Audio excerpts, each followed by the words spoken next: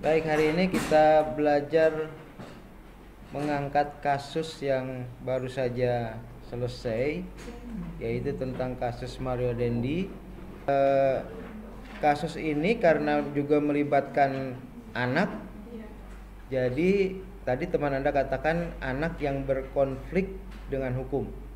Nah, ini kasus yang terkait dengan AG tadi, anak berkonflik dengan hukum. Nah, kasus lainnya yang pelaku kejahatan Mario Dendi tentu itu sudah dewasa, sudah bukan lagi anak yang berkonflik dengan hukum, tetapi diproses sebagai manusia dewasa, gitu ya. Tadi berapa tahun yang 17. pelakunya? 17 tahun?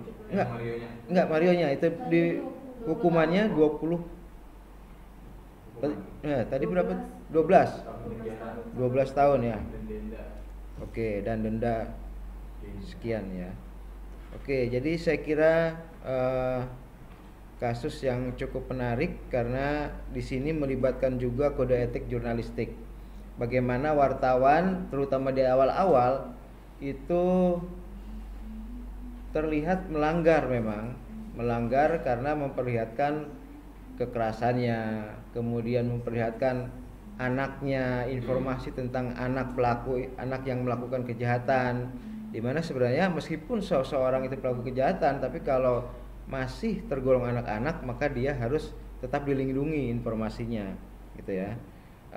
Memuat profil foto-foto anak sebagai pelaku, gitu ya, itu kan itu juga melanggar kode etik jurnalistik yang tadi teman Anda katakan. Itu kode etik pasal 5 ya, pasal 5 yang berbunyi wartawan Indonesia tidak menyebutkan dan menyiarkan identitas korban kejahatan susila dan anak yang menjadi pelaku kejahatan, gitu.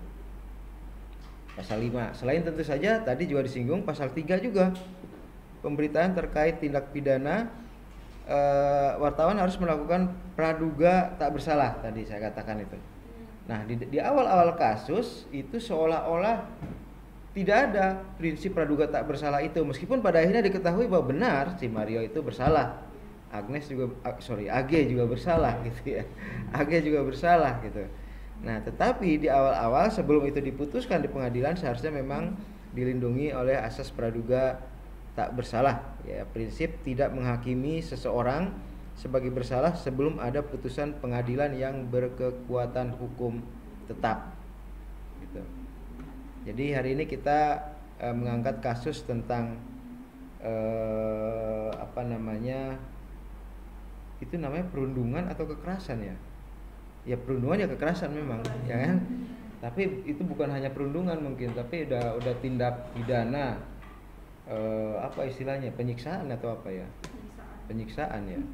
Itu yang terjadi beberapa waktu lalu, gitu, yang tentu saja itu dilihat sebagai pelanggaran terhadap undang-undang, selain undang-undang pidana tentu saja, untuk anaknya juga dalam hal pemberitaan itu tentu terkait dengan kode etik jurnalistik dan undang-undang berapa itu, 40 tahun 99 ya, tentang pers.